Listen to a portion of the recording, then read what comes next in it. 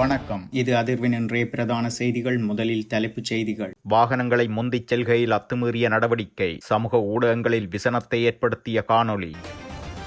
மீண்டும் பாதிப்பை ஏற்படுத்தவுள்ள தாளமுக்கம், வடக்கு கிழக்கிற்கு விடுக்கப்பட்டுள்ள முக்கிய எச்சரிக்கை. இலங்கையில் நீரில் மூழ்கிய பல வீதிகள். என்பிபி நாடாளுமன்ற உறுப்பினர் தொடர்பில் புதிய சர்ச்சை கிளப்பிய மொட்டுக் கட்சி.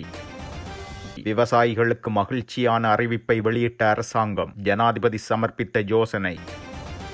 தொல்பொருள் விவகாரத்தில் அனுர அரசை கடுமையாக எச்சரித்த சாணக்கியன். கிழக்கில் டொல்பின், வடக்கில் ஆமை, உயிரிழந்து கரையொதுங்கும் கடல்வாழ் உயிரினங்கள், எதிர்வு கூறுகிறதா இயற்கை. அரச சேவையில் இணைய காத்திருப்போருக்கு மகிழ்ச்சி தகவல், அரசின் அதிரடி அறிவிப்பு. யாரும் அவசரப்பட வேண்டாம், மின்சார கட்டணம் 30% குறைக்கப்படுமா, எரிசக்தி அமைச்சரின் அறிவிப்பு. வரலாற்றில் முதன்முறை கட்டுநாயக்க விமான நிலையத்தில் பரபரப்பை ஏற்படுத்திய இந்திய பெண்கள். 50 கோடி பெறுமதியான கடத்தலில் ஆசிரியர் 2. அரச வைத்தியசாலைகளில் காத்திருப்பு நேரத்தை குறைக்க அதிரடி தீர்மானம். வீடொன்றிலிருந்து மீட்கப்பட்ட சடலங்கள், போலீசாரிடம் சிக்கிய பெண். நடந்ததென்ன? கிளிநொச்சி மாவட்டத்தில் இன்றைக்கு கூடுதலான பார் இருக்கின்ற மாவட்டம். மண் கடத்தலுக்கு பின்னால் இருக்கின்றவர் யார் என்று தேடி பார்க்கின்ற பொழுது ஸ்ரீதரன் அவர்களே, இந்த கதிரைகளை அமைச்சர் சூடாக்கி கொண்டு வடக்கு கிழக்கு நாசமாக்காதீங்க அமைச்சர் அவர்களே. கட்டவிழ்த்துவிடப்பட்டு இருக்கின்றது என்பதை மறந்துவிட வேண்டாம். நீங்க எங்களோட எல்லாம் கவனமா இருக்க. நீங்க சுமந்திரன் கிட்ட மாத்திரம் போலீஸ் ராஜகத்தை கைவிட்டு கூட கதிரையை நீங்க சூடாக்காதீங்க. நீங்க நல்ல மனுஷனா மாறுங்க. சுமந்திரனிடம் இருந்து உங்களை பாதுகாத்துக் கொள்வதற்கு செயல்படுங்கள் என்று கூறிக்கொண்டு அமைச்சர் சந்திரசேகரன் முதல் திருந்தினால் தான் அதை விட்டு உங்களோட போலீஸை வச்சு அராஜகம் பண்ணாதீங்க. அதனால் அங்கு அராஜகம் கட்டவிழ்த்துவிடப்பட்டு இருப்பது கிளிநொச்சி மீதான தலைமை தாங்கும் உறுப்பினர் அவர்களே, என்னுடைய பெயரை அதிவேக நெடுஞ்சாலையில் கண்டெய்னர் லொரியொன்று வேண்டுமென்றே ஆபத்தான முறையில் சென்று கொண்டிருக்கும் காட்சி சமூக ஊடகங்களில் பகிரப்பட்டு வருகிறது. அங்கு பேருந்தொன்று மெதுவாக சென்று கொண்டிருந்த போதிலும் கண்டெய்னர் லொரியானது பேருந்தின் அருகே ஆக்ரோஷமாக நகர்வதை காட்டுகிறது. இதனால் பேருந்தின் வேகம் பாதையின் விளிம்பில் தள்ளப்படுவதை காண முடிகிறது. இந்த வீதி போக்குவரத்து பொறுப்பற்ற செயலை நேரில் கண்ட சாட்சிகளின் கூற்றுப்படி கண்டெய்னர் வாகனம் கடந்து செல்ல பேருந்து ஏற்கனவே வேகத்தை குறைத்திருந்தும் லொரியானது தொடர்ந்தும் பேருந்தின் பாதையில் அத்துமீறி நுழைந்ததாக கூறப்படுகிறது. இந்த சம்பவத்தில் யாருக்கும் காயம் ஏற்படவில்லை எனினும் இந்த காட்சிகள் இணையத்தில் சீற்றத்தை தூண்டியுள்ளன. பொறுப்பற்ற முறையில் வாகனம் ஓட்டுவதற்கு எதிராக கடுமையான நடவடிக்கை எடுக்க வேண்டும் என்றும் சமூக ஊடக பயனாளர்கள் கருத்துக்களை முன்வைக்கின்றனர்.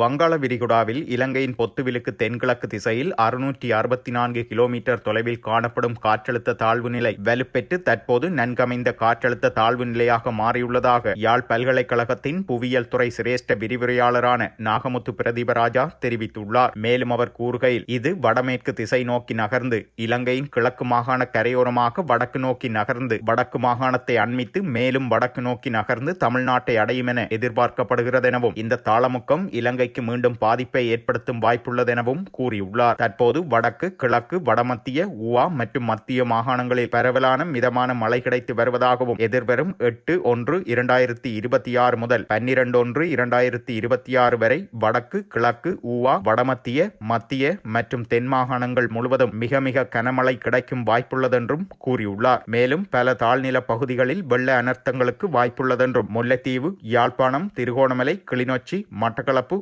மற்றும் அம்பாறை மாவட்டங்களில் 8 முதல் 11ஆம் திகதிகளில் மிக மிக கனமழை கிடைக்கும் என்றும் எதிர்பார்க்கப்படுகிறது. குறிப்பாக முல்லைத்தீவு, யாழ்ப்பாணம் மற்றும் திருகோணமலை மாவட்டங்களில் எதிர்வரும் 8ஆம் திகதி முதல் 11ஆம் திகதி வரை திரட்டிய மழை வீழ்ச்சியாக 450 மில்லிமீட்டருக்கு மேல் கிடைக்கும் வாய்ப்புள்ளதென்றும் கூறப்படுகிறது. மேலும் எதிர்வரும் 8 முதல் 13ஆம் திகதி வரை வடமேற்கு, மேற்கு, சப்ரகமுவ மாகாணங்களுக்கு பரவலாக கனமழை கிடைக்க வாய்ப்புள்ளதென்றும் அவர் கூறியுள்ளார். இது தற்போது தாளமுக்கமாக காணப்பட்டாலும் இலங்கை கரையை அண்மிக்கும் போது காற்றழுத்த தாழ்வு மண்டலமாக வலுப்பெறும் என்றும் எதிர்பார்க்கப்படுவதனால் எதிர்வரும் 8/1/2026 முதல் கிழக்கு, வடக்கு, வடமத்திய, ஊவா மாகாணங்களில் காற்றின் வேகம் மணிக்கு 60 கிலோமீட்டரினை விட கூடுதலாக வீசக்கூடும் என்றும் எதிர்வு கூறப்படுகிறது. மத்திய மற்றும் ஊவா மாகாணங்களின் பல பகுதிகளுக்கு கனமழை கிடைக்கும் என்பதால் நிலச்சரிவு அனர்த்தங்களும் நிகழக்கூடும் என்றும் வடக்கு, கிழக்கு, வடமத்திய, மத்திய மற்றும் ஊவா மாகாணங்களின் மாகாண, மாவட்ட மற்றும் பிரதேச நிர்வாக அதிகாரிகள் முன்கூட்டியே மக்களுக்கு இந்த கனமழை தொடர்பில் தொடர்பிலும் வெள்ள அனர்த்தங்கள் மற்றும் நிலச்சரிவுகள் தொடர்பிலும் தெரியப்படுத்துவதன் மூலம் பாதிப்புகளை குறைக்க முடியும் என்றும் பேராசிரியர் குறிப்பிட்டுள்ளார். மிக முக்கியமான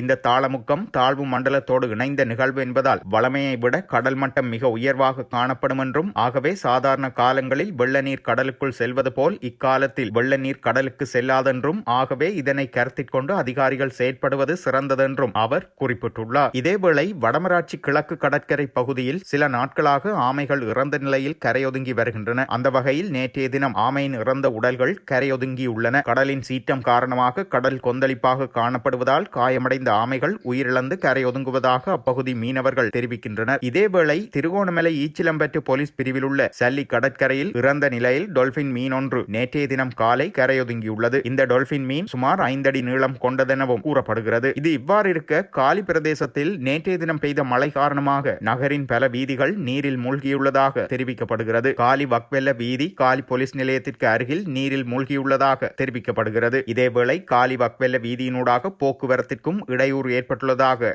காலி போலீசார் தெரிவிக்கின்றனர். காலி பிரதேசத்தில் தொடர்ந்து மழை பெய்து வருவதால் மக்கள் இயல்பு வாழ்க்கையும் பாதிக்கப்பட்டுள்ளதாகவும் தெரிவிக்கப்படுகிறது. எங்களுக்கு எல்லோருக்குமே தெரியும், இந்த அவசர நிலையை நாங்கள் கொண்டு வருவதற்கான காரணம் கடந்த காலங்களில் எங்கள் நாட்டில் ஏற்பட்ட ஒரு பேரிடர், பேரனர்த்தம். அந்த பேரனர்த்தத்திலிருந்து எங்களுடைய நாட்டை மீட்பதற்கும் அதன் பொழுது எங்களுக்கு அத்தியாவசியமாக தேவைப்படுகின்ற இந்த சட்ட மூலங்களினுடைய திருத்தத்தின் மூலமாக எங்களுடைய வேலைகளை துரிதமாக செய்து கொள்வதற்கு அரசாங்கத்திற்கும் ஜனாதிபதிக்கும் தேவையாக இருக்கின்ற இந்த சட்டம். அப்ப இந்த சட்டமூலத்தை நாங்கள் பயன்படுத்தி நாட்டினுடைய மக்கள் நலன் சார்ந்த நடவடிக்கைகள் எடுத்திருக்கின்றோமே தவிர மக்கள் விரோத நடவடிக்கைகளை எடுக்கவும் இல்லை, எடுக்க போவதும் இல்லை என்கின்ற உத்தரவாதத்தை இந்த உயரிய சபைக்கு நாங்கள் சொல்லி வைக்க வேண்டும். அதே நேரத்தில் எங்களுக்கு தெரியும், இந்த இதற்கெல்லாம் ஒரு நீண்ட வரலாறு இருக்கின்றது. கௌரவ உறுப்பினர்களே, எங்களுடைய நாட்டில் 1979ஆம் ஆண்டு இந்த அவசர கால சட்டம் கொண்டு வரப்பட்டது. பயங்கரவாத தடுப்பு சட்டம் கொண்டு வரப்பட்டது.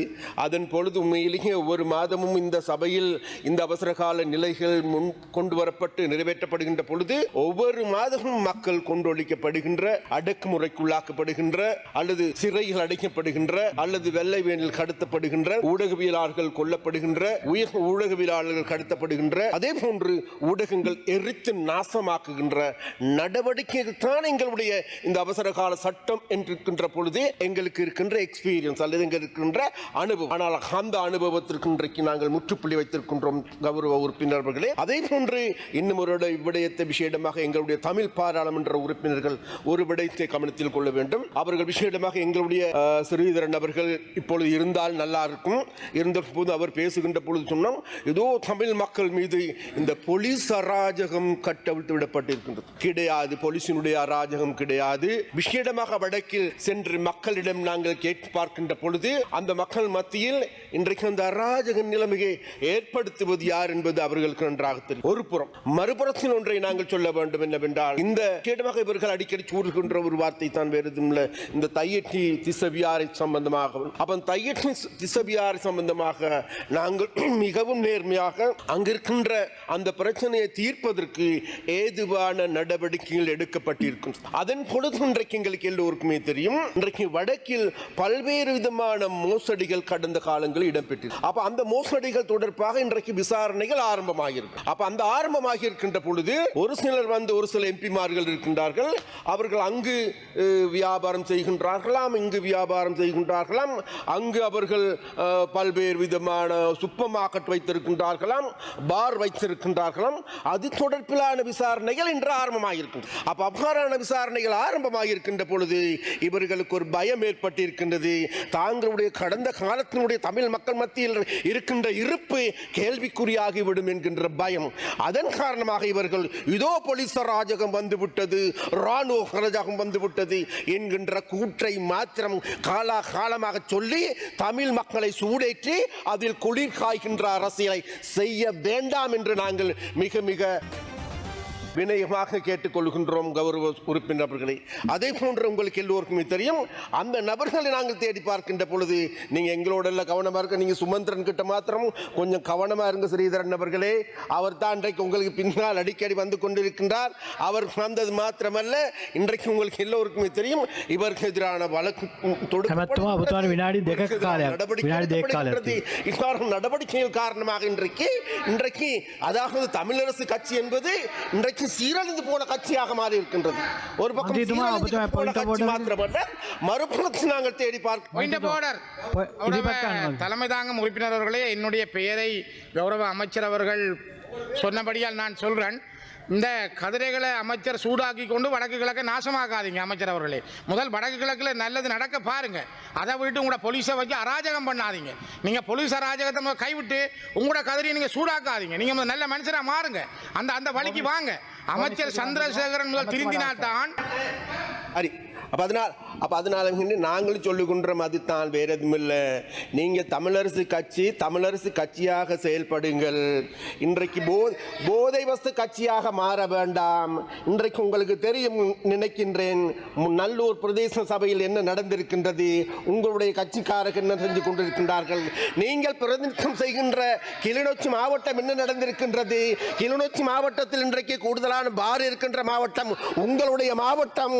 அது மாத்திரமல்ல, உங்களுடைய கட்சியை சார்ந்தவர்களை அங்கிருக்கின்ற பார் பெர்மிட் விநியோகித்திருக்கின்றார்கள் என்பதை உங்களுக்கு சொல்லிக்கொள்ள விரும்புகின்றேன். அது மாத்திரமல்ல, அங்கு மண் கடத்தப்படுகின்றது. மண் கடத்தலுக்கு பின்னால் இருக்கின்றவர் யார் என்று தேடி பார்க்கின்ற பொழுது ஸ்ரீதரன் அவர்களை, அவரும் உங்களுடைய ஆக்கள். அதனால் அங்கு அராஜகம் கட்டப்பட்டிருப்பது கிளிநொச்சி மீதான அராஜகம் என்பது உங்களுடைய அராஜகம். உங்களுடைய அராஜகம் தான் இன்றைக்கு அங்கிருக்கின்ற மக்கள் மீது கட்டவிழ்த்துவிடப்பட்டிருக்கின்றது என்பதை மறந்துவிட வேண்டாம். அதே போன்று இன்னும் ஒன்றை சொல்லுகின்றேன், இந்த அராஜகம் என்றைக்கும் ஒரே மாதிரி பழிக்காது என்பது, அதே போன்று ஒரே மாதிரி செய்ய முடியாது என்பதை நாங்கள் சொல்லிக்கொள்ள விரும்புகின்றோம். அதனால் கௌரவ உறுப்பினர் அவர்களே, இவ்வாறான நிலைமையின் கீழ் விசேடமாக நாங்கள் இந்த அவசரகால சட்டத்தை பயன்படுத்துவது, கடந்த காலத்தில் அவசரகால சட்டத்தை பயன்படுத்தி நாட்டில் இருக்கின்ற விசேடமாக தமிழ் இளைஞர்கள் கொன்றொழிக்கப்பட்டது உண்மை. ஆனால் இன்றைக்கு நீங்கள் தேடி பாருங்கள், எங்களுடைய அரசாங்கம் ஒரு வருடத்தில் இந்த தமிழ் குடிமகன் மீது இந்த அவசரகால சட்டத்தை பயன்படுத்தி கிடையாது. அதனால் நாங்கள் நாளை அப்படி செய்ய போவதுமில்லை.